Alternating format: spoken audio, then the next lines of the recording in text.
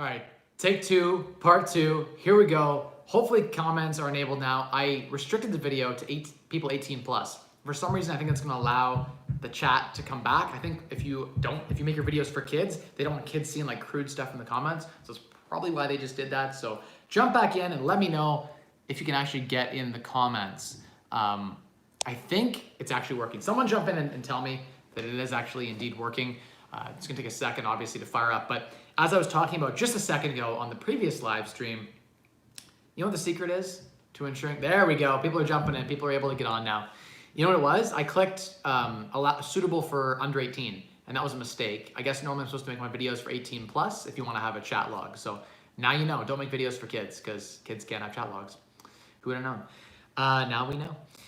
We're talking about the secret, right? The secret is spending less. And how do you spend less? The first thing is housing. You've got to find a way to rent or house hack. That's key during this time, is getting your spending down.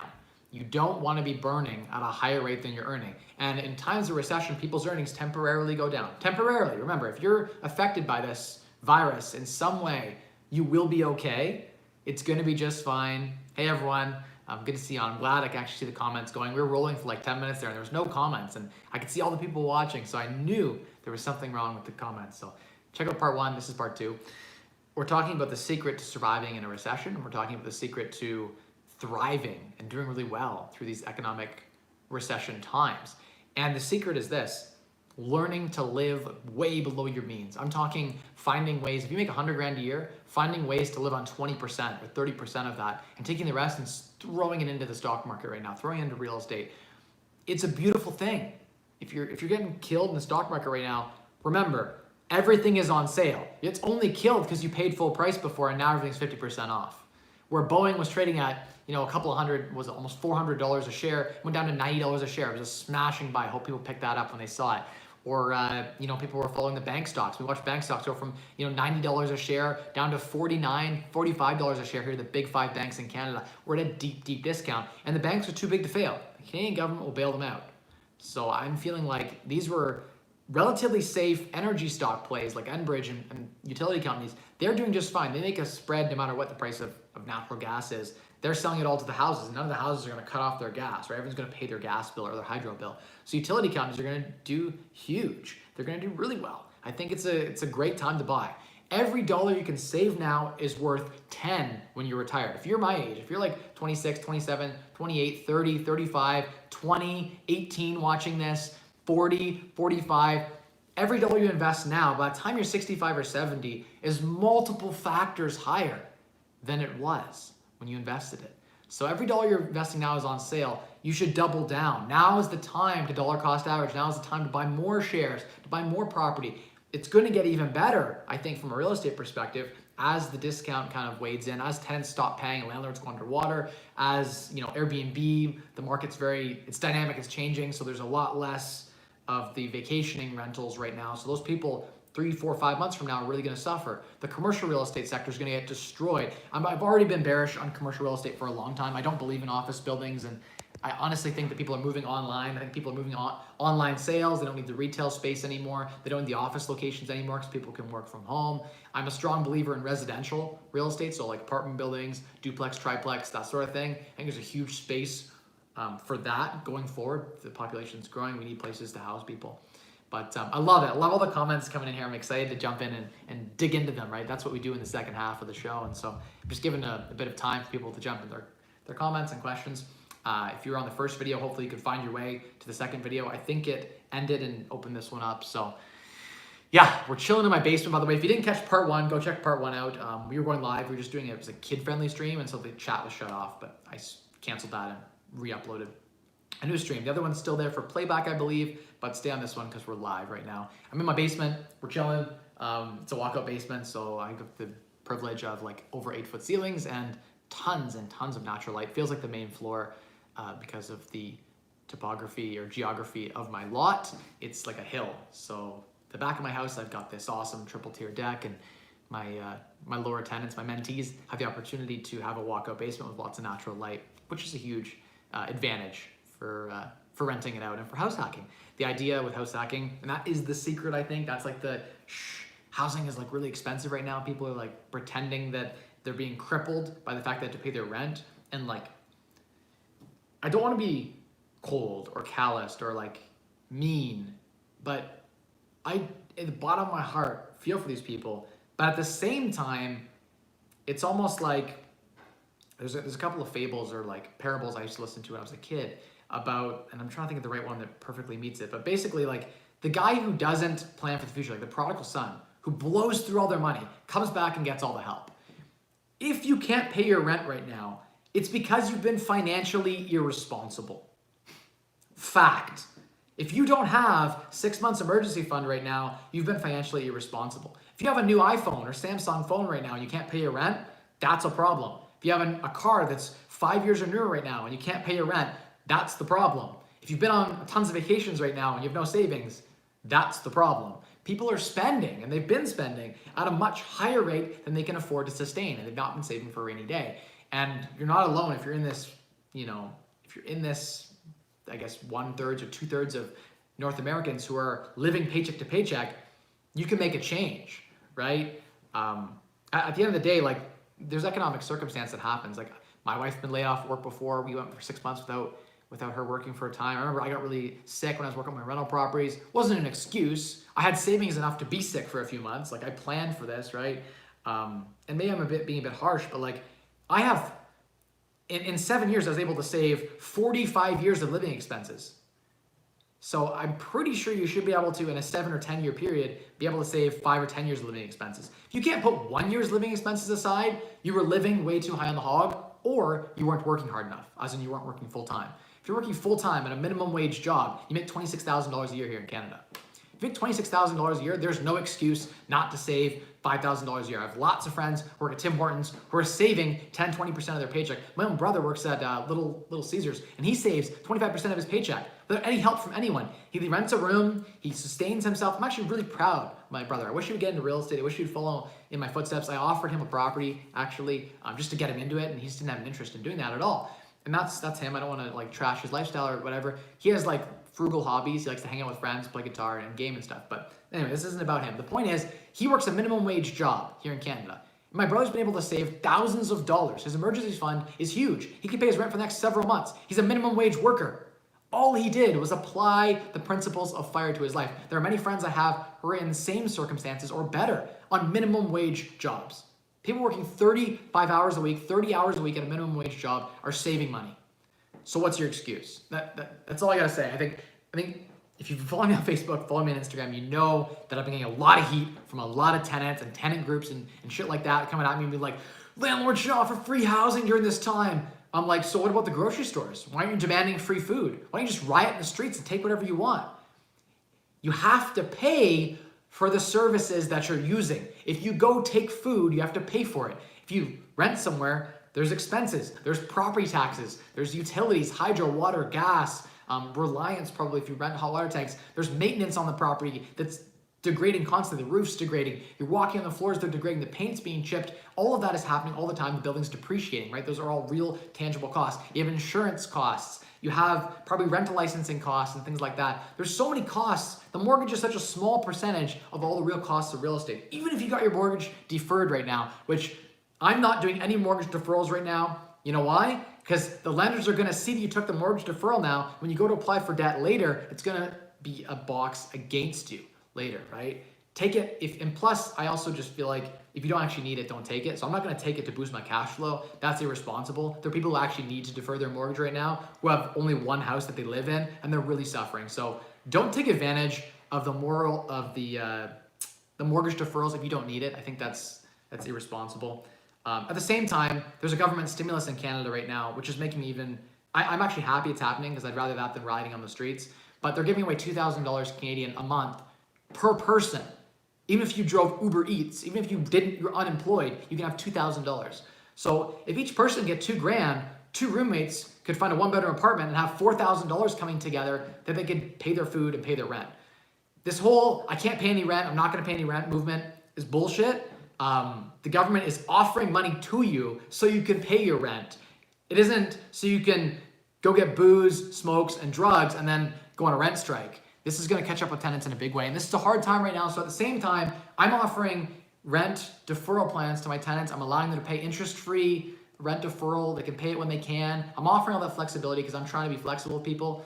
But at the same time, I feel like trying to get free rent makes no sense. Like that's a socialist, communist movement that leads to basically chaos. You can't steal things. And there has to be rewards, or not rewards, punishment associated with theft, criminal charges, and jail time. That's what happens if you steal anything. You steal food, you steal whatever, right?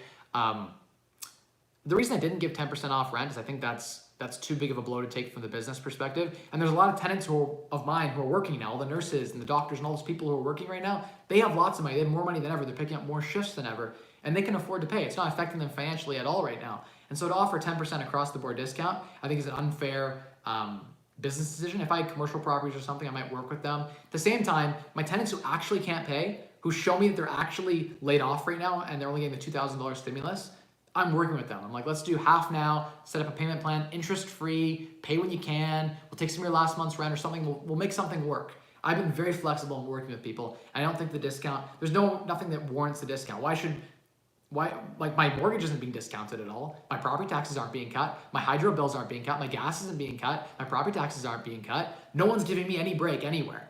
It'd be great if the government came out and said, hey, property taxes are down, hydro's down, gas is down, water's down. None of that's down. In fact, in some cases, things are actually more expensive than they were before, right? So anyway, that's my little rant. I'm getting off my soapbox, I guess. And let's go to live Q&A, and I'll probably go on another tangent here anyway with one of these questions. So, cool, looks like it's working. Perfect, there we go. So you lost $87,000. Grandizer says, I lost $87,000 US in the stock market. Was going to put a down payment on a home in Western Ontario. That's unfortunate, man. That sucks. I feel you in that, like, I've also lost tens of thousands of dollars in the stock market, but I'm comforted in the fact that I know everything is on sale right now. And so I'm going to pour more money into the stock market. I'm going to continue to work and continue to save. And so that's what I'd recommend you do as well, is continue to work and continue to save. And just know that the peaks of our last bull market will hit again in about 6 years, at the 6-7 years worst case scenario. So all of that money you have, $87,000, if it was diversified properly across many different stocks, it will come back. We know that with 2008, 2001, the dot-com bubbles, the late 80s, every recession ever within 7 years has been a full recovery on average. Some companies fail, but if you had a large enough portfolio of many different companies, or you bought index funds, those will come back. If you're diversified, the overall economy will come back. That is what we know with absolute certainty. And if we know with absolute certainty that the market is going to come back, right? What do? We buy. We buy when it's on sale because we know for an absolute fact 3 to 5 years from now, everything will be recovered on average. And so now is the time to buy. I don't know what the bottom is. I can't tell you that it's not going to crash another 20% when we see all the fiscal reports of all these companies that are basically going to go under. There's a lot of hotel-related, tourism-related, restaurant-related type businesses or oil-related type businesses right now that are getting slammed. And we see their fiscal quarters 2 quarters from now, we're going to see a lot of companies that are extremely underwater. And if they didn't have the cash liquidity to hold through those losses, they might go belly up, right? And so there will be companies that go bankrupt through this. And there will be opportunities to buy at significant discounts. I don't think the blood is out in the water yet. We've seen that. The volatility right now has been crazy in the market. We've seen way high up days and way low days, right? But what we do know is that long term, there will be recovery. That is the most important part, is that we know that is happening, that is coming, and there's a discount on everything we're buying right now. And so the biggest thing you can do, no matter what the market is happening in the market, save. Work, save. Work hard right now and save. So find ways to be productive. If you're off right now, you actually legitimately can't work because your company's shut down, get online and find ways to earn passive income online or active income. Hell, you could there's websites where you can transcribe. People have done oral, like audio videos, and you just literally type it for them and you get paid like $20 an hour. Learn a new skill. Take this time to, Mike, I saw something pop up, said Mike. Just checking. I'm not sure who this person is, but Belinsky. The name doesn't sound familiar. Sounds like a troll. Yeah, I don't know. I'll get with the questions and answers here in a second. Okay, back to the top. So you lost 87,000. That was the last question we left off on. It's really unfortunate, but just remember that it's going to come back. Now's the time to double down. If you lost, $80,000, that means you went from like a $200,000 portfolio to a $100,000 portfolio because there's been a 50% decline in the market. Probably you weren't diversified enough, but anyway, that aside, if you took that much of a dip, you probably weren't diversified enough. But let's just say now you can buy in and be diversified. Buy ETFs that own hundreds of different companies, right? The secret is every dollar you invest now is worth $2 later. So if you can just scrape away $10,000 or $20,000 right now, that's the most important thing. Be frugal, save, and invest all that extra savings now. Now is the time to pare back. Now is the time for not the newest iPhone, to sell the second car, to sell the stuff in storage. It's the time to create cash, find ways to create cash in your life through working, through selling stuff, and then investing on the stock market. That's the key thing. But okay, next question. I lost my spot. Hang on, I gotta scroll up. Okay, I found it. Hey Sony, how you doing? Good to see you on. Will Affleck. Yeah, I know it's unfortunate. I agree with you. The next one is Ilya says, do you think parts of Brantford is a sleeper for renting? I think some parts of Brantford. I'm not quite sure how that question is worded. I mean, Brantford has people, like there's a lot of owner-occupy stuff there too. There's a lot of rental stuff there too. I don't understand the question there. What property management software do you use? So I don't do any property management at all. Port City Trading Desk. I don't manage any properties at all. I have a property management company. I actually have like 2 that I work with that manage the properties for me. So I don't deal directly with any tenants. I have like 4 or 5 properties of my own that are like ones I've had for a long time with amazing tenants in them. And those are the only people that I will text directly. And they are amazing people that like I have a personal relationship with. And so those people are like, I consider my tenants. I do technically have a portfolio of properties in the company that I own with partners that are then managed by a property management company. So I don't even know what's going on there, to be honest. I'm sure there's a large percentage that aren't going to be paying rent. I have never had a direct conversation with a lot of those tenants, so I don't know. But yeah, it's going to be a hard time. Our property management company, I'm sure, is working diligently to try and to get those rents. The truth is, like, it's a business, and you gotta budget for these times. There are gonna be times where you're gonna have to go a few months now without paying, and it's gonna come out of our pockets as landlords. It's not fair. It's not right. I think the government should step in and directly pay to the landlords to provide for the housing in the same way that they're directly paying for food for the tenants this time. They shouldn't allow the tenants to spend it how they want because they're gonna just rent strike, and then the problem is 4 or 5 months from now when the tenants have blown all their money and went on rent strike, but they didn't save the rent, so they blew it all. And then when it comes time to pay the rent, they're going to end for notice, right, on the 2nd or 3rd. And then eventually the tribunal is going to open up and these people are going to get evicted because they fell 5-6 months behind. What I know, the data suggests that when tenants or people fall behind, they never catch up. It's just like humans suck at catching up. If you give someone a bunch of money, they spend it until they run out of money. And that's their stop loss, is like when they run out. So if you gave them their rent that they have to pay you and they held on to it, they won't be able to hold on to it. They'll blow through those savings, right? They'll find a way to spend it. On average, like people just on average are terrible savers. And so I think this is going to create a big mess because tenants are already on average, yeah, I don't know. I don't want to go like down. I don't want to cross any lines here. And like, there are a lot of great tenants too. There are good tenants and there are bad tenants. So I have a lot of great tenants that I have a lot of respect for. They're great people that, and in my opinion, a good tenant is someone who takes good care of your unit and pays their rent. That is the definition of a good tenant. Someone who lives in the property, doesn't cause a lot of drama for other tenants. They take good care of the unit that they live in and they pay their rent. That is by definition a good customer, a good tenant for a landlord. But okay, let's go up here and go on the next question. Hey Mike, is this the ideal time to enter the real estate market or would you wait a few months? It's a good question. It depends on which market you're talking about. It's interesting. A friend of mine actually sold a condo today for $30,000 over asking. And the condo was overpriced to begin with, in my opinion. So here in London, we're seeing there was like 6-7 offers on a property way over asking.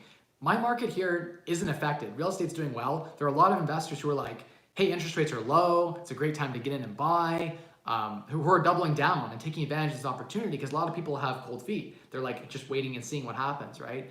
So for those savvy investors who are like still hungry at this time, or that pent up demand from the last 6 months of, there were some properties with 40 and 50 offers. There's still a lot of those people who are looking for investment properties. Those people are bullish.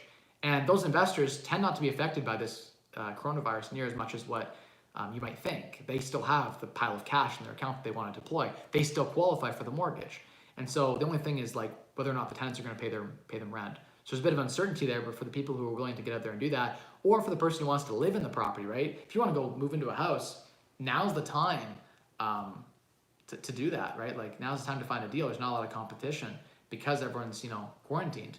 So there can be opportunities to invest in real estate right now. I'm not going to say, I buy real estate in any market. I buy real estate in the boom. I buy real estate in the bust. I want to buy more real estate in the bust, but obviously credit is tighter. There's not as much money to go around.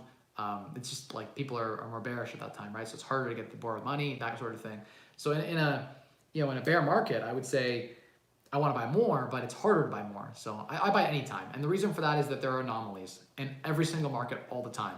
In the highest highs of the bull markets, when I was seeing 60 offers on properties, I was finding people who were bringing me bird dog deals for properties that were selling for 70 cents on the dollar.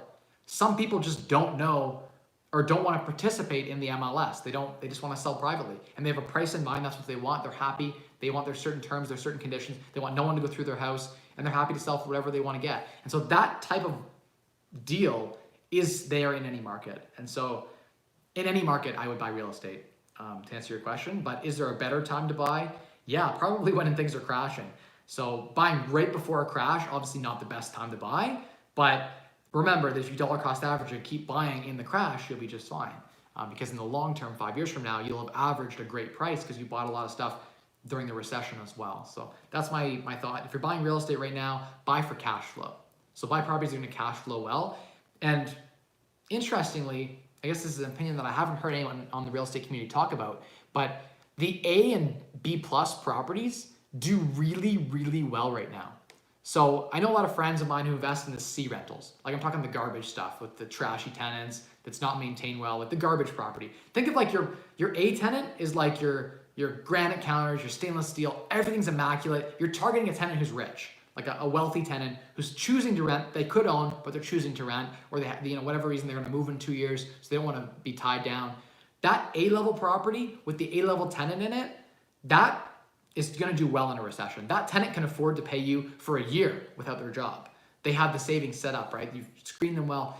My A properties are not affected at all. With my excellent tenants, they're all paying rent. I actually sent the messages. I was like, hey, I sent a long message to all my tenants. Like, if you message me on Instagram, I'll copy and paste it to you if you want. But I sent a long message to all of my personal tenants that I deal with. So my property manager, I don't know if they ended up sending out the message or not. I don't know, because we got like 100 tenants that they manage. But the tenants that I personally manage, a couple of my personal rental properties from way back, like I just have a good rapport with the property.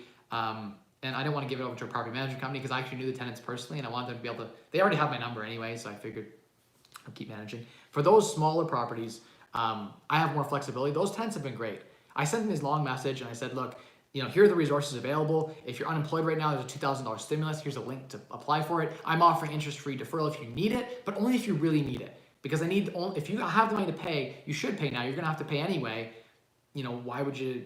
There's no need to not pay your rent if you have the money, right? And a lot of my tenants were reaching out. They're like, hey, I don't know if I can make the rent, but I'm gonna pay you like 90% of it. Or most of my tenants that were A quality were like, no, I have the rent. Don't worry about it. It's all good. I don't want it to affect my credit score. I have great credit. I'll just send you the rent, no problem. Thank you so much, Mike, for offering the interest-free deferral, but I don't need to take advantage of that. Save that for your tenants who really need it. The A properties and the A tenants at the top of the market, they're just fine. So something to think about if you're investing in real estate right now. Don't buy the D property. And by D, I mean like the garbage fourplex with like prostitutes and drug dealers in it. You're not getting rent from any of those people. They're buying drugs before they're paying you, right? And they're gonna they're gonna ride on this coronavirus thing for like 4 or 5 months until you eventually evict them because they're never gonna have money to catch up and they're gonna end up being evicted. So the D property right now, as a landlord, from a business perspective, like forget emotions aside, forget like the heart that I have. I believe that there should be a government stimulus. I think that I'd be willing to pay more tax during this time to ensure that the people at the very bottom of society have a safety net, that their rent and food is paid. I don't have a black heart or anything. I actually do feel for these people, and I want them to have, I want them to have, a good, decent living at this time. I don't want them living in my buildings.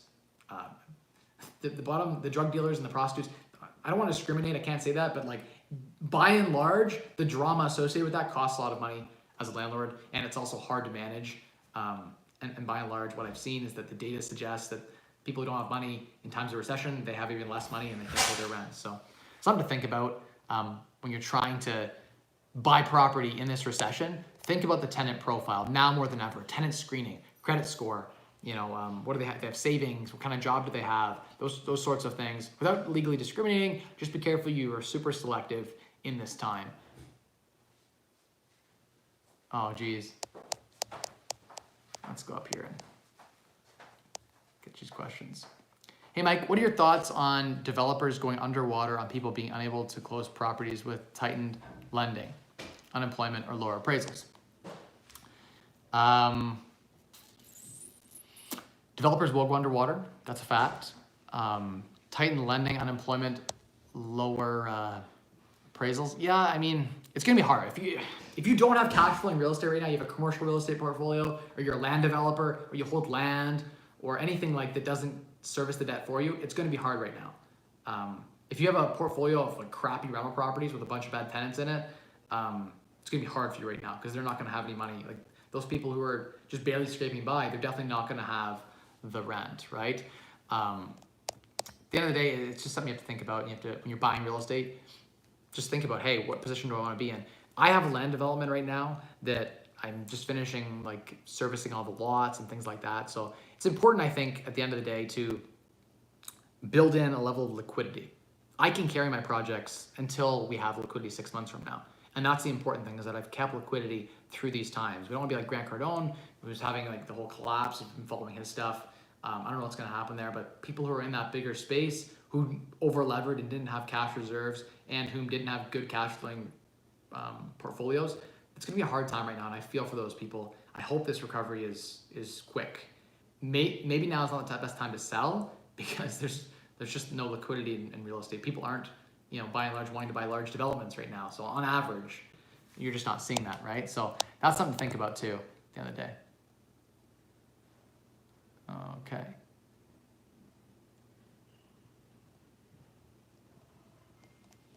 Let's see if I can get up here. I don't know who that tenant was there. Jeff something, Belinsky. Some troll tenant. Yeah, I see those comments at the bottom. Yeah, I have a property near Disney, and it's doing terribly right now. The hotel industry is being destroyed. Anything in the restaurant industry is being destroyed. We have vacancy in our property right now. I have the mansion, if you've been following down there, and yeah, it's gonna be tough the next couple of months. We're gonna take the opportunity to renovate the property once people are back to work, and then people will travel again. Disney will reopen. Universal Studios will reopen. I'm confident that long term everything will be just fine, right? And that it's not gonna be a big deal. We're gonna have a situation where there'll be a rebound and a bounce.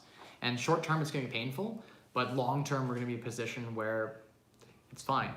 What you can do is, if you own a loser, you could double down at the bottom of the, like, let's say you bought something right before the crash, like the minute before, the top of the peak, right? Just remember that you can always buy at the trough too.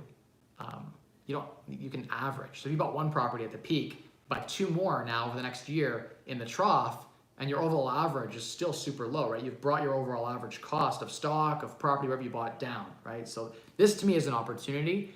I'm happy because at the end of the day, I still have a lot of cash reserves and I have a lot of wealth. And let's not forget, my burn rate is super low. Unlike Uncle G, Grant Cardone, I watch my pennies, I pinch them hard. I'm frugal to the bone. So while I keep working during this time, I'm building a war chest that I can invest and turn into 2 or 3 war chests over this recession. It's overall all good. You can't win in business without taking a little bit of risk. And so I think that, it's important that during this time we realize that we need to be keeping costs lean. We need to keep our cost control under wraps. We need to make sure that we're not overspending. This isn't the time to dump money into your business. This isn't the time to, get too crazy. We got to keep our costs low, keep things lean, and then invest every extra dollar we can, especially in our personal lives. Now more than ever. Okay, next question. I agree it's not free money, it's money to pay your expenses. Exactly. Mike. Is it the ideal time to enter the real estate market? Alex says, so many people expect landlords to just forgive rent during these times. I'm just like, why didn't you just save? 100%, Alex. I feel like it's it's like when someone goes, you see this all the time, but like the prodigal son, right? It's the parable, the age-old parable. Or you think of like the guy who give two people the same bowl of food. And one guy just like wolfs it down, eats it all, and it's like, hey, I'm starving. The other guy eats half and then saves half for like 6 hours later. He still has half. Now, the poor person who ate all their food, like it's unfortunate that it's a poor, unfortunate situation, they ate all their food. Now they're gonna come be like, hey, give me half of yours, man. You still have half a bowl of food. It's like, we had the same amount of food to start. You just squandered yours and ate it all. It's just, they've done human psychology. I used to study psychology at Western, and there was I'm trying to remember the study, but there was one that basically studied humans. And what happens is like those who have, even if they had the same amount to start with, the person who consumes all their resources wants what the other person has. It's just human psychology. You want to take from someone who has. So that's why society is doing what they're doing. But you're right. It is self-inflicted. It's mean and callous to say that, I guess. But is it when it's the truth? Like people don't have emergency funds because they were fiscally poor. They weren't smart with their management of money. It's their own fault right now that they don't have any emergency fund. That's a cold, callous thing to say, obviously, but it's true. And if you're one of those people, let's get you on my channel. Let's get you learning how to save. So the next recession, or as you come out of this, you're coming out with a lot of emergency funds with savings, right? And that's going to require work, but nothing good in life doesn't require work. So you have to work at anything that you get good at, right? And that is managing your money. That is learning how to earn more money. That's learning how to save it, whatever. It takes effort, and nothing's for free in life. If I went on here and said like, hey, you can become a millionaire for no work, like I'd be lying to you.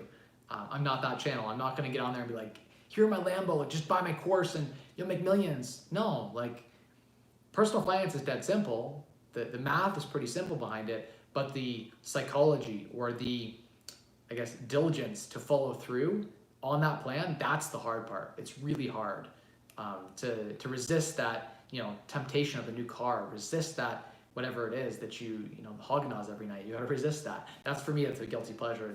Really bad at that, is resisting those temptations. But I trained myself for years to go without. And by going without, I now can go and basically not have to worry about a recession. So sort of my thought. Let's do some rapid fire because I've been on this for a bit here and I wanna get going fast. What would you wait to buy rental properties in Ontario?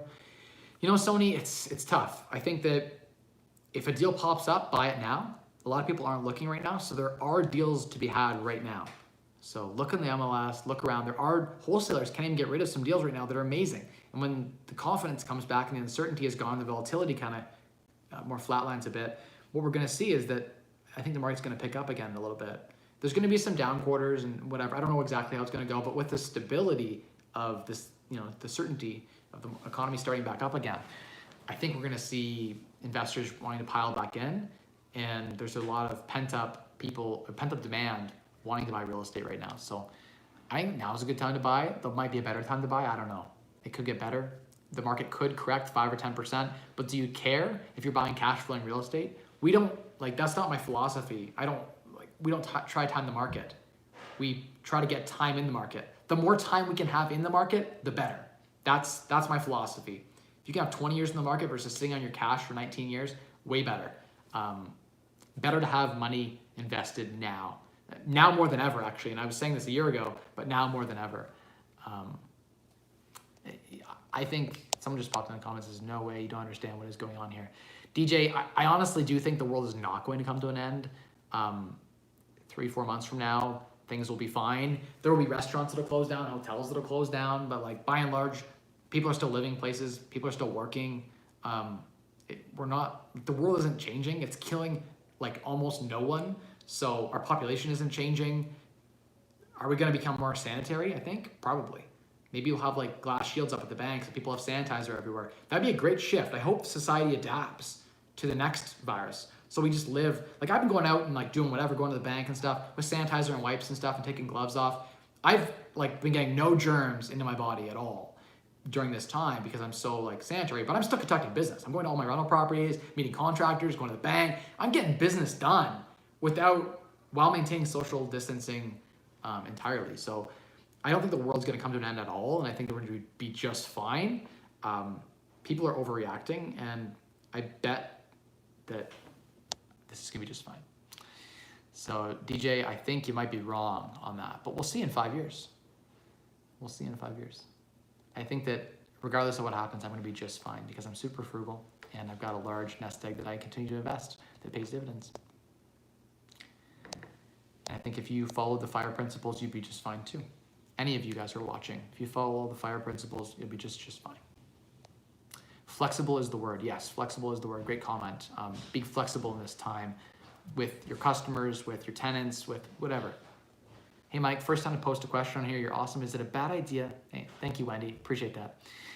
Is it a bad idea to take some money from my HELOC and add to the cash I have right now to invest? Wendy, I think if your HELOC is at like 2, 3, 4, 5, under 6%, I think it's a great idea to take that money and put it into the stock market or buy more rental properties right now more than ever. You can buy utilities type companies like Enbridge or a lot of other utility plays that are paying 9% dividends. And there's going to be appreciation because they've been beat up 30, 40% down.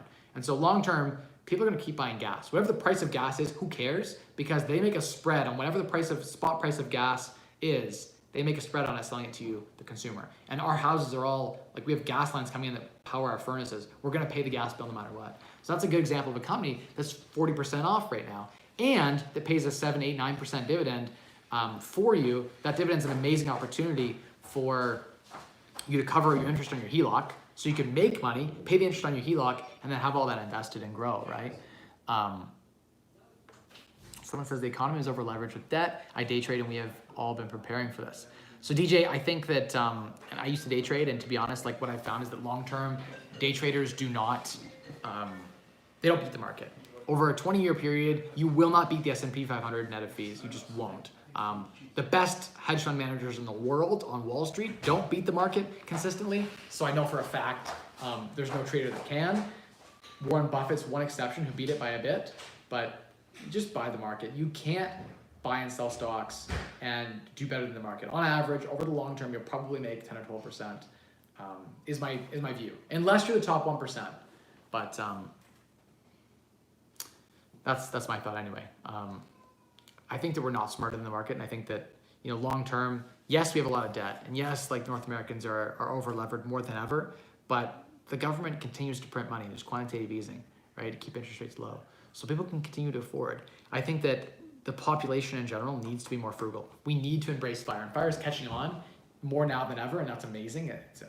I'm so happy that it is, but I do think that's what we need more of in our society. People need to start working harder and saving more. Fact. Definitely saving more. Less spending. Maybe all this economic reset of us being at home will teach us that we can cook our own food, that we don't need to go eat out all the time, that we don't need to be reliant on eating out. I'm hoping people will change their behaviors, because the quarantine behavior, going for walks and bike rides and everything's closed down, so it's hard to spend money right now, which is great. It's what people need to get ahead, to get out of debt right now. So I don't know. My thoughts are that like if you can embrace this FIRE mentality, these FIRE principles, you'll be much, much further ahead. Okay, go back up to the questions here and keep going with the long question and answers. And I have to go do bedtime with my daughter. William says, what is an LL? I think he means landlord. I don't know. If you were to buy a rental property right now, do you think you'd be able to find a renter? Right now, everyone is practicing social distancing and 24/7 shelter in place. It is difficult, but not impossible to find a tenant right now. What I'm doing personally is taking pictures and I have my mentees doing this effectively. That's low value stuff. I'm trying not to do a lot of my own tenant placing and things like that. But basically I take a camera and I do a video walkthrough and then post the video. So there's a virtual walkthrough of the unit. Now a tenant can see every inch of the apartment and they can make a decision without actually going to the property and seeing it. But yeah, if you're gonna do a showing and you really have a serious tenant, you might do one showing to the person who's like 100% serious. Then you could go and you could say, hey, go on in, and you just wouldn't go in with them. Keep your social distancing, obviously use hand sanitizer, open the door up for them. They go in, tell them don't touch anything, and they go out. And so you can avoid getting the coronavirus. I could probably get in contact with someone with corona and not get it by practicing social distancing, right? By ensuring that we use hand sanitizer and wipes and things like that to not get infected. Just don't get too close to each other, right? And then you'll be safe. So that's the important piece right now is that. Okay, next question. see here. Do you think some parts of Brantford, we did that question already. So Mike, I have 600,000 equity in 3 houses. I'm thinking of taking it out and putting it in the stock market. A good idea, or buy more property? Will, I think both. I think taking the money out of your property and buying more properties is a great idea at this time. That money you can borrow at 3% and put it to work at 10 or 12%. That's a great use of the capital, especially during this time where we're going to see discounts on stocks, discounts on real estate right now too. So now's the best time to take your money and put it to use. If you have the 600 grand sitting there on your property, it's getting you a 3% appreciation. Why wouldn't you take it out and put it to better work?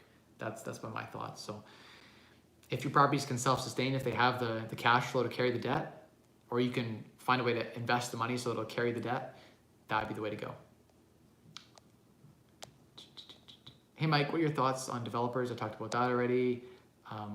Put it all in gold. When it goes on sale, the most money I made was ever in gold. So gold typically has underperformed the S&P 500. It is a store of value, is a safe haven for your cash. You have a little bit of money in gold, but I feel like long-term, gold only does well really in like times of now, basically, volatility, right? So yeah, I don't know. I'm not a big gold player. I don't try to trade. I don't try to speculate on stuff that doesn't cash flow. Gold doesn't cash flow. It's just, you have to sell the gold to someone else for more than you bought it for. And so you're speculating at the end of the day. It is a store of value, but you're speculating. So I'm not bullish on gold, not bullish on cryptocurrency. It's not a business. You're just holding something that has value, perceived value, or some utility value, but mostly perceived value, right? Some utility value in manufacturing and things like iPhones, they use gold, a little bit of gold.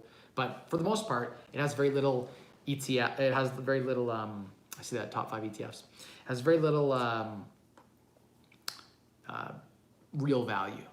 So I think that there's like what you call intrinsic value. There's not very much intrinsic value to those things. Like someone's decided that silver is less valuable than gold, right? Someone's perceived that like bronze or whatever, like there's tons of other metals.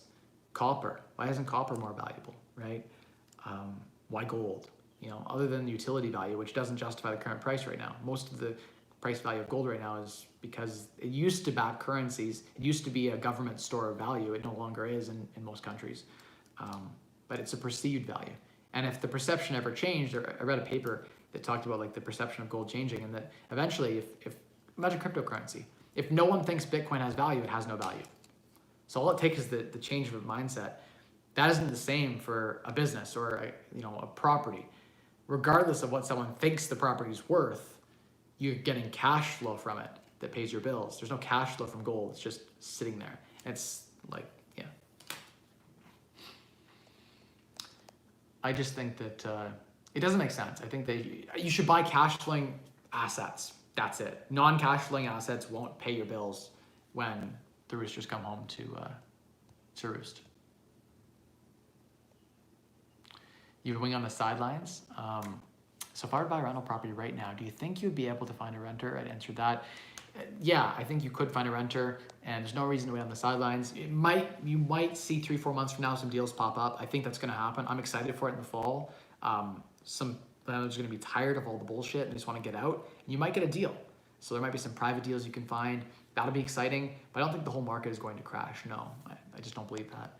I don't think the economy's hit that hard long term because of this. This Q&A is absurd. It assumes all LLs are billionaires. So Anthony, no, like landlords are not billionaires at all. I think that the majority of landlords are small time and have 1 or 2 or 3 properties, and they rely on that rental, or maybe they have 5 or 6 properties, and they rely on that rent to pay all their bills, and then they'll have a little bit left over to pay their own personal bills and to pay them for their time, right? All these tenants who are like, hey, I'm not going to pay. How many of them would go into work and work an 8-hour shift and then say, don't pay me? It's okay. No one works for free. Why should landlords work for free? And landlording is hard work. It's more laborious work than accounting or consulting. I've done those jobs. Landlording is harder. It's a job. And yeah, you're providing basic services, just like you would be a manager at a grocery store providing a service, right? You're a good or whatever, right? You have to pay for the goods. So if you can pay your rent right now, you should.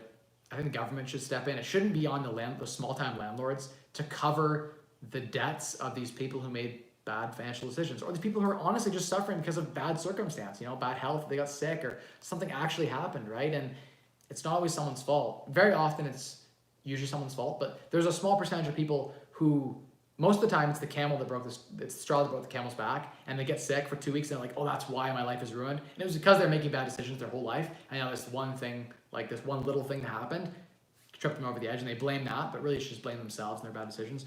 But that's that's the accountability approach. Like if I ever end up on welfare, 100% I'd be like, hey, I'm gonna take accountability for it. One, like I'm there because of my own fault. It's my decisions that got me there. And I truly believe your own decisions lead to your own results. And like luck is a lot of just hard work, right? But yeah, the small landlords, I'm feeling for you. I used to be one too. So at the end of the day, I feel like landlords, they have a hard time right now, and it's going to be a really hard time the next few months if you have those C and D class properties. If you have those A class properties with great tenants in them, you'll probably be okay. If you have Airbnb right now, you're going to be getting crushed. No one wants to travel right now, so with this quarantining, not a lot of people are traveling. The Airbnb guests that I'm seeing wanting to book are like, to be honest, the bottom of society. Like the prostitutes are still wanting to book. There's like the people who are just like getting together to party. They don't care about the quarantine. So there's a lot of that going on. You have to be careful and screen accordingly on Airbnb. Just because those Airbnb guests will destroy your properties. Just be careful during this time. And it is a tough time, like no doubt about it. It's tough for the tenants. It's tough for the landlords more than ever too. But yeah, it's gonna be hard. I wish that landlords get a subsidy. Like if a landlord, if they have 20 properties and that's their full-time job, they make 50 grand a year profit after all their expenses, then it feels to me like there should be a bailout. Like the government is giving 2,000 stimulus to everyone. They should be giving 2,000 stimulus to the landlord, saying, hey, like we've told tenants not to pay. We're allowing no evictions right now. So for this time being, we'll support you. You've lost your job because landlord's a job, right? That's why all the people jump on. You always hear those videos like, oh, passive income. Landlording is not passive income. It is a job. That's why I have property management in place. That's why I don't deal with it. I hate it. I hate property management. Any new properties that I buy, property manager takes care of it. I don't do the tenant placement. I don't do property management. The tenants can't contact me. Maybe they can find me on social media and they find out that I'm a partner or something, but I don't directly interface with anything. I don't even make any decisions. I let them make the decisions. So I'm removed, right? I'm the investor and that's it. And that's for a reason, right? That's because the job sucks. And for all the landlords out there, during this time, it sucks more than ever. And I feel for you. I'm there with you. All we can do is push and lobby the government to ensure tenants can pay rent. And at the end of the day, we're gonna have to pay the tax that's going to then be given, the money that's going to then be given to the government that's then given to the poor. But at least, it's not disproportionately put on the private landlord. At least all the wealthy people are paying tax together to cover those who are less fortunate during this time. We live in a socialist country, so there is a stimulus, there is a bailout, like it or not, it's the reality. Alex says, I feel like there are more bad tenants than good tenants, and that's what keeps me from investing in real estate. So Alex, they're a mix. Yeah, I mean, there are a lot of bad tenants out there. The bottom 10 or 20% of society, economically speaking, those folks are all tenants, and so you have to deal with those people, right? Tenants are on average poorer than homeowners, right? So your tenant group typically on average is a lower income and net worth and all that kind of stuff, because people typically, when they have a lot of wealth, they own, right? So yeah, your tenant group typically is poorer, but there are tons of great tenants too that are tenants by choice, not by circumstance, not by necessity. They actually could be owners, but just choose not to because they're in school or they're just here for 2 years on a work thing or whatever, right? There's lots of those kind of tenants that are great too. So don't be afraid to invest in real estate. Just be afraid to rent to the wrong tenant. Do a good job screening your tenants, or get your property manager to do a good job. At the end of the day, you could just, if you wanted to micromanage, you could approve every applicant your property management puts in and all that sort of stuff. So many questions here. If I missed your question, by the way, I don't plan to take the forbearance either. I paid all my mortgages last night prior to collecting any rent money. Hey, there you go. I did the same thing. I have cash reserves set aside. I did that because it's not fair for me to use up that government or that bank provided mortgage deferral when someone actually might need it, who has one property and they really can't make their mortgage payment right now. Do you buy properties under personal name or corporation? What are the tax benefits and implications of both? That's a long question, KP. I buy mostly in corp because I'm at a stage where it doesn't make sense to buy personally. On occasion, I'll buy personally. for financing reasons, it makes sense to buy personally. You can get a much cheaper mortgage rate. There's some advantages to buying personally, but liability wise, I want to own like if I buy a D or a C class property with like a triplex with existing tenants, by the way, I hate to assume tenants. If I buy a property with tenants in it, it's almost like 99% of my tenant evictions, my tenant problems, all that came from me inheriting other people's tenants. I screen. I don't want to rent to a tenant with less than 800 credits. I don't want to rent to a tenant that's got a bad credit score, no job. Those are things you want to screen for. And so if you inherit someone else's tenants, you don't know how they screen the tenants, right? And so try if you can to get vacant possession if you're really super worried about those things. So do that. But yeah, at the end of the day, try to get vacant buildings if you can and do a really good job placing your tenants, and you won't have these problems. Have you ever bought a new building to rent out? Kind of ashamed to have a new product abused by tenants. Yeah, so I've had that happen before. I've had tenants trash a property before. I had a bad property manager who placed some bad tenants before. I've had people do leasing for me who place bad tenants for me. They didn't do a good enough job. I guess you always assume someone else is going to take care of your property like 70% as well as you will. And that's just because like they don't have a stake in it, I guess. But it's just the nature of like the property management beast. You do your best to try to screen for the best tenants. That's all you can do. Yeah, it's a shame when a tenant destroys a new property that you just renovated. Like when you just painted and they scratch your walls. It hurts inside, right? But it's a part of cost of doing business. It's a part of doing business. How are partners and investors taking this hard time with rent? What are the expectations? And do you have plans for worst to best case scenarios? Yes. So it's a hard time for some of my property investors right now. Probably I'm going to liquidate some of our properties during this time, to be honest. A few of my partners are going to go through this hard time and be like, I can't carry 6 months of no cash flow. Let's sell. And guess what? We bought at such a good discount. There's profit to be made, even selling now. And so, yeah, some of my partners and I might sell, and we'll create a war chest of cash. And my partners are reaching out and like, should we sell? If the market conditions are right, like in London, Ontario, they are. We just came off the biggest run we've ever seen in London, Ontario, and prices are the highest they've ever been. Now is a great time to sell. If you're one of my investor partners watching this, we should sell right now. The market is still hot. I don't know what it'll be like in 6 months. I know right now the market is hot. You should sell 100%. Take that war chest of cash, all that equity we've got there that we haven't refinanced out, that's sitting there. If you're watching this, let's take that equity, let's put it to work. Buy stocks right now on sale. Let's free up our equity in there. So there's a good opportunity, I think, right now to sell. I have a few properties. If you're looking for properties, I have a few that are going up right now in London, Ontario. I have an investor partner who's wanting to dump a triplex right now. Hit me up. It's over 1% rule in London, Ontario right now. I've got another property, a duplex.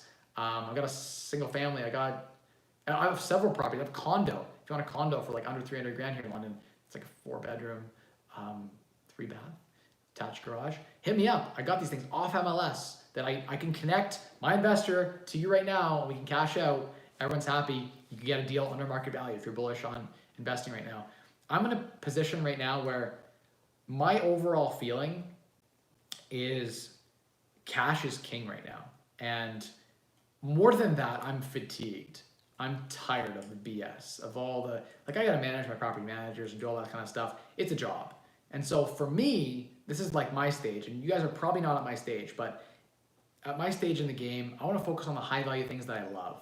And that is connecting people, deals, money, and doing advisory. That's it. I hate dealing with tenants, renovating. I'm good at it. Don't get me wrong. I've done like 70 projects. I can draw design floor plans off the back of my hand like really quick. I can, I'm really good at placing tenants. I'm obviously really good at like all that kind of stuff, but hate doing it. And so for me personally, that's just a shift that I'm making, and I'm just like confessing that to people now. I was going to make that shift before Corona came. Now it's just another reason to want to do it. The market's still hot, time to sell. My investor who wanted to maybe hold for 5 years now is maybe saying, hey, this might be a good time for us to cash out and take 6 figures of equity off the table, split our profits, and maybe get into another deal that's more fruitful and be more levered up, or take the capital and invest in stocks. Or just some of my investors are actually reaching out and saying, hey, I just want to invest with you, Mike, and give you like a fixed rate of return. You take the money, connect it to a deal. I know so many people with deals who need funding that like people call me like, hey, Mike, I want a 10% return right now. I can connect that like that. I know people who want to borrow at 10, 11, 12% right now all day. So I can connect you with people. It's secured against real estate. And you can get like, if you had $1 million, you get 100 grand a year guaranteed. They don't pay you, take the property. And you invest like 75% loan to value. So even if the market crashes, your money's still safe in the property. The equity's gone, but you still have, your debt is there, 75% loan to value, right? So there's lots of stuff you can do right now to ensure that you survive and thrive through this recession. Next question. Okay, do you have any experience investing out in other provinces? No, I don't. I've not invested anywhere except for Ontario, other than Orlando in the United States, so Florida. But yeah, no, mostly I stick to Ontario because I have an edge here. I have a competitive advantage here that is great. And I don't want to be in Manitoba. I don't want to be in Newfoundland. I've looked at real estate in those places. I went to Newfoundland and had some fun down there and went on vacation, looked at a bunch of properties down there. But I don't want to go down there. I don't want to deal with a manager there. I don't want to be going. Real estate's a physical, tangible thing. You have to go and like see the properties and touch it, and that's how you get the most return, is by physically being involved in the project and being involved in the business. I don't want to buy businesses that I'm not involved in. I don't want to buy property that I'm not involved in, right? And when I can't give my property or my business the time that I need, I want to sell it because it's not fair to not give it the time that it needs. And so that's why I invest in my local market, because I can give it the time that it needs, or my mentees can be here to give it the time that it needs. I think you're living in a bubble. I can't believe what's happening in the world. Yeah, to be honest, I am. I don't watch the news. Purposely try to avoid watching the news because it's noise. It's just noise. And people are like, how many people, what percentage of the population is dead right now? 0.0000001%? Something like that? Like, more people are dying of so many other things every day than this. But I don't know why this is making headlines. People are starving. Thousands of people, tens of thousands of people are dying of like starvation right now. But no one's talking about that. Yes, this virus is shutting down the economy. Yes, we're all quarantining, but there's lots of viruses out there always going around all the time that are also bad. You should always practice social distancing. You should always wash your hands. You should always be like, the cleanliness practices and the social distancing is something we should all have in our lives going forward. I don't think the economy needs to stop, but I think we should all be careful with who knows what other superbugs can come around, right? And we obviously need to be careful with ourselves. But yeah, I don't think the world is collapsing. I think we'll be just fine, 5 years from now. It'll be like, we'll be looking back like any other recession. People were jumping out of buildings in 2008. Like, stuff was crazy. People were killing themselves, right? But the world went on. It wasn't a big deal. Like 2 years later, the market had roared back by 2010, 2011 to what it was in 2008. Through 2008 real estate crash, everything was fine by 2011, 2012, 2013. Like, the world moves on, and we will be fine. Protect yourself and your family at this time. But if you're actually having anxiety right now and you're actually like, it's paralyzing you, it's okay. You're gonna be okay during this time. I gotta do bedtime now. So would you ever consider selling off all your properties and putting your money into private lending and collecting super passive income? Do you think that is putting all your eggs in one basket? So Watts, yes. I have been actively toiling or like thinking about the idea of setting up a private lending business for the last year or two. I don't know if I ever will, but I've always had this, like, I guess way back in the day, I had like these three like main, I had lots of streams of wealth. I built like 10 streams of wealth. And I thought like there was 10 things you should have your money in that produced income. I think I did a video on it like a year and a half ago. It's a really terrible production quality. It's like me and an iPhone. But if you go back and like find that, no, maybe Kyle filmed it. I don't know. But go back through my videos, you'll find one of them where I talk about that. I get into a tangent about it. But basically the three big ones for me, or the four big ones for me, are like, you should have a stock dividend portfolio with about a third of your wealth. For me, or a quarter of your wealth. I think you should have real estate, like rental properties that produce cash flow in your portfolio for about a quarter. I think you should have private lending to businesses or to real estate, ideally secured and securitize the GSA against the business, and some real estate. I prefer real estate lending because I go 70% loan to value and I'm pretty protected. And the fourth is businesses. So I think you should have your money in stocks, paying dividends, cash flow, real estate, producing cash flow from rental income, private lending, producing at least 1% per month on your portfolio. So if you have $1 million, you're getting 10 grand a month. And then also businesses. So buying businesses as an investor partner. Those four sources of income will forever cash flow for you. So that's where I'm putting my wealth. I have a quarter of my wealth in businesses, quarter of my wealth in stocks, quarter of my wealth in real estate, property holdings, and a quarter in private lending. That's how I'm working towards that. And within that, I'm going to have several private mortgages to several different people. Within my stock portfolio, I'll hold hundreds of different stocks, ETFs, right? within my real estate portfolio, I want to have dozens of properties. I want to be levered up as much as I can there. And then obviously my businesses, I'd like to have several businesses in an ideal world, right? The more diversity, the better. Then I've got hundreds of streams of income in those 4 categories producing income. That's an ideal, solid financial plan you could work towards. If you had $1 million, you could put 250,000 in all 4 of those categories. You'd be super solid. I know people who do the private lending full time. That's all they do. It's a great way. Like if you had $1 million, you get 10 grand a month passive income from that. That's great. That's private lending at 12%, 1% a month. You can find those deals, right? Maybe there's a month or two where you're trying to find money to lend out. There's a bit of a time where you can't get it lent out, but reach out if you want me to find. I can connect you with people. I'm not a mortgage broker, so like legally I could just like give you a number of someone I know who probably wants to borrow money to buy for their own personal property, but I wouldn't take any fee or anything. I'd just like hand you off, or maybe I would borrow the money. Just depends. But you can reach out. Mike, did you go after the tenant that trashed your place or let it go? So there was 2 tenants that trashed my place. I had one that ran a CBC article against me that trashed the house and didn't pay any rent and then left. No, I let it go. He was going through a really hard mental illness struggle, and so I took a $10,000 loss. It was painful. The other tenant owed me $15,000 in back rent. We finally got an eviction order. It took 9 months. Technical clerk errors and whatever else, finally got them out. They were really great at the end. They're like, hey, we're gonna pay you. We're gonna try to make a payment with you. And then after they moved out, I let them take all their stuff out. They text me they're like, fuck you, motherfucker. I'm never gonna pay you a cent. I lied to your face. Hope you die. I'm like, man, this guy deserves like this. I have a tenant who actually belongs in jail. So they're a con artist. It's just crazy, man. Like just crazy stuff. I haven't gone after them, but I should. I honestly should put it into collections and see what happens. Dividends have been cut and slashed. So Moses, they haven't really been cut or slashed. Most companies are paying a 6 to 9% yield right now in Canada. The big banks aren't cutting dividends. A lot of utility companies, nobody's going to pay these private lenders. So Moses, as an example, like just to think through what you're saying, right? Because I don't think you've thought through it all. If I had a property that was secured 65% loan to value, right? A $400,000 condo that I put a mortgage on it for $270,000. If they stop paying me mortgage payments, I will take their property from them, charge them an exorbitant amount of fees to take their equity, and then fire sale their property for $300,000. It's worth $400,000, but I would fire sale it for $300,000, get my $270,000 back, and then keep the $30,000 extra in fees. That's how private lending works. If you don't get paid, you take the property. So you're pretty safe. The market hasn't collapsed. The things are pretty fine.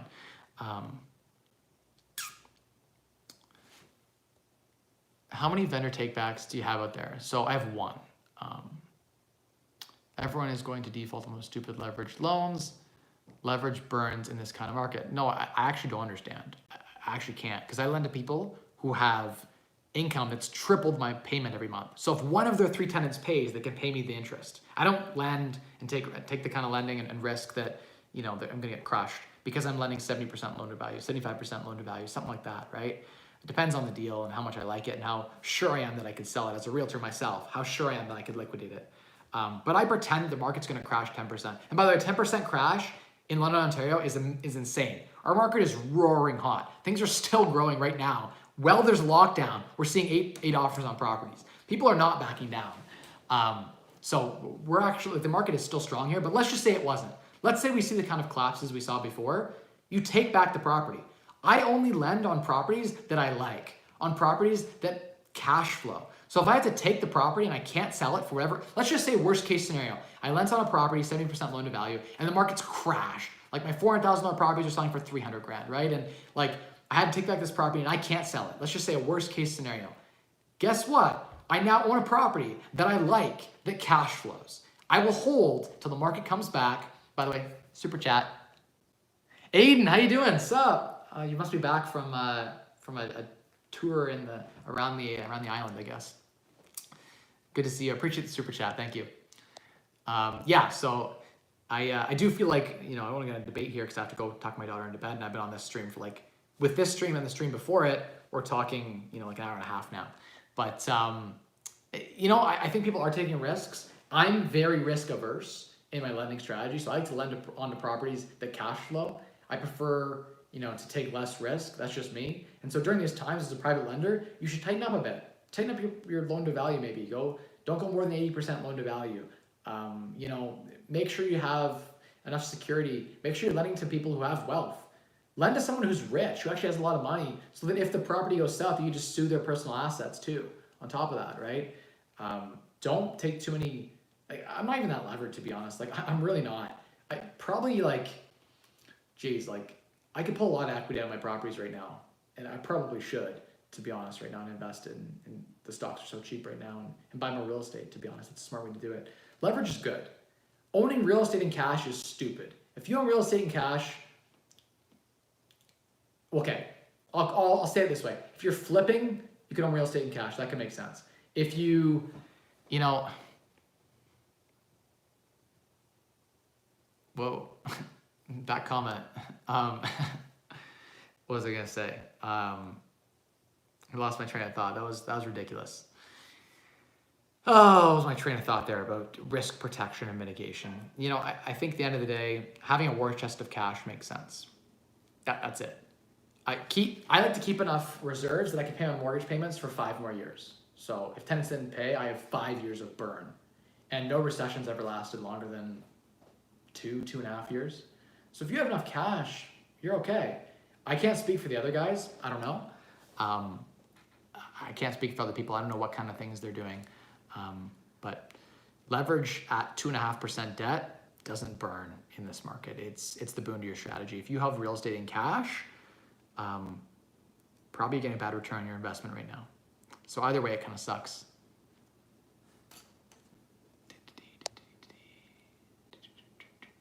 Private lending is a joke, he says. Okay. Thank you for your feedback. I think a blanket statement like that is clearly not true. There are areas of private lending you need to be careful in this time. Unsecured private lending in this time is obviously something to be careful of. You have to have trust in the person and also make sure they have cash reserves. Thinking of buying a starter home in Barrie, what are your thoughts on that area? What skills would you recommend on improving during quarantine? Any books or recommendations?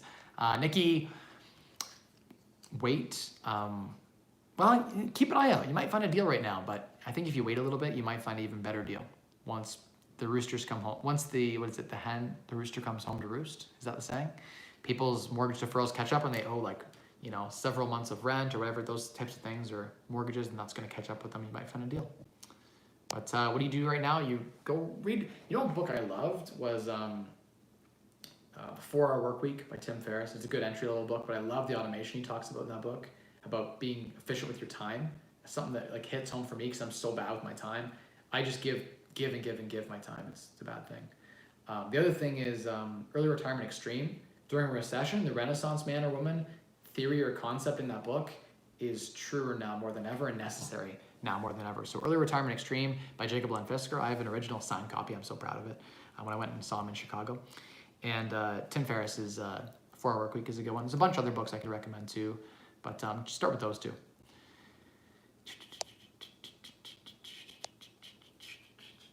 How you talked about this sound thing last time. There's not much you can really do about that. Like, you can't really force the construction people to stop other than, like, normal working business hours. And the tenants can't get any rent reduction for it because it's not something you can really control. And they're operating within the legal hours. There's not anything illegal going on right now, right? As long as they're drilling at, like, midnight, right? Construction's allowed to happen, especially if they have a building permit. They're allowed by the city. Okay. There's too many questions here, guys. I gotta go. My wife wants me to come up and yeah, Hydro One and Bridge, good calls. All great comments here. So many good comments. If I missed your comments, there's so many that I want to answer right now. I could keep going for another half hour. So Chesswood stock is like 3% of my stock portfolio. That stock's been destroyed. I was completely wrong on that stock. It paid me dividends for the last 3 years. And so I made like a 30% return or 20-something% return from the dividends. So I'm happy at that. But then obviously the crash is bad. My Airbnb property, yes, I bought at probably the worst time. However, over a 5-year period, I think that we're gonna have a lot of profit. The property can generate about $125,000 a year net income, net. So over a 5-year period, I think I'll probably have 1 year that's gonna be bad and 4 years that are gonna be phenomenal. And so I think I'm gonna make probably $300,000-$400,000 USD over a 5-year period on the property. We also bought it well over 100,000 in my opinion, 150,000 below appraised value. When we bought it, the appraiser gave us an appraisal report of $100,000 more than we bought it for. So when I buy property, they go above the purchase price. Like, how did you buy it for this price? So we bought at such a discount that like we probably lost $100,000 in equity we already got. Well, the market hasn't actually corrected yet in Orlando. Prices haven't changed, just stagnant. We don't know what's going to happen yet. But let's just say there's a 10% correction, even a 15% correction. I'm still not underwater at all because I bought it for 15% below market value. So at 15%, I've lost nothing. So I'm feeling fine about that property long term. I'm smart in how I handle it. My Airbnb properties, Moses, by the way, turning those Airbnbs into furnished rentals right now to bring in rental income. So yes, we'll have a month or two of loss, but it's about acting quickly. Remember I talked about fail fast forward? When you realize you've gone into a recession, you have to act differently. You have to cut costs and behave in a different manner. We were going to renovate my mansion, for instance, in Orlando, that property there. We're going to renovate it anyway. There was a 90-day or 120-day renovation we need to do on the property anyway. So now's a good time to do it. We're going to renovate it and turn it into the Harry Potter theme thing so it's ready for the fall. We were going to do that anyway. Now we don't get to lose out on all that revenue because it isn't rented anyway. So it's really not a huge problem at all because I was planning to have it empty and vacant while we renovated it. So it's not as huge of a problem as you might think. So I'm smart in how I invest, and so I can afford these things to happen. With all these, terrible events happening, I probably am getting like closer to break-even returns right now on some properties. And so that's okay. I'll break even. I'll be okay. We have the cash reserves to make it through here. And over a 5-year period, we're going to look back and we're going to be feeling great about it. So now's the time. If the market does crash, it will be a time to buy more. I'll buy more properties in Orlando. And then 5 years from now, I'll be super grateful that I did. So let's look at the positives. Thank you all so much for watching. I really have to go. My daughter's bedtime, and I've given you 2 streams tonight, and this one was 1 hour and 15 minutes long almost now. So I appreciate the super chats, and thank you all so much for watching. All of you who are the loyal fans, I appreciate you. And the dissenters, or those who have dissenting opinions, as long as it's not troll, I appreciate that too, because it gets me thinking. I go back and look over the comments. If I missed your comment, when this video ends, repost it in the comments and I'll have a look, and I'm happy to answer and tonight on my phone. So, but I appreciate dissenting opinion. I'm not one who hates dissenting opinion. I like it when someone has a differing opinion than mine because it challenges me to think and say, hey, am I right? Are my beliefs founded in logic and data at the end of the day? If they aren't, do I need to course correct? I'm happy to course correct. I'm happy to admit when I'm wrong. The reason I've succeeded as well as I have is because I'm continually course correcting. I don't always know the best way. And because I'm constantly working towards perfection, I'm doing better than I would have otherwise done. So I'm open to critique. I'm open to learning. I am working on building my cash war chest. I do have a big plan to succeed in this recession. It's going to take me to an 8-figure net worth. Get me out of the 7-figure net worth into the 8-figure net worth. So that's my plan of this time. I'm really excited about it. Thank you all so much for watching, and I'll keep you guys updated with how things are going. I'm still buying real estate right now. I'm still, working through, and things are going okay. At the end of the day, it's going to be okay. If you're watching this and you're suffering right now, you're a small-time landlord, or you're a tenant, or whatever, you got a real estate or a stock portfolio that's been slashed, I can feel the pain with you. Parts of my businesses have been affected. We'll be okay. Continue to course correct. Don't give up. Work harder now more than ever, and keep costs lean. Thank you all so much for watching, and I'll see you next Wednesday around 7 p.m. Eastern, and I'll see you in the comments. And by the way, if you're still watching this on replay, and you want me to bring back a second video where I just go on my phone and do like a video like I used to do, where I used to release, another weekly video, I might bring that back again. I've been at home, I got the time. I might bring that back. So jump in the comments if you want to see that. And if you've been watching, just jump in the comments and say hi. Thanks everyone. Have a good Wednesday. I'll see you on Instagram at Mike Rosehart.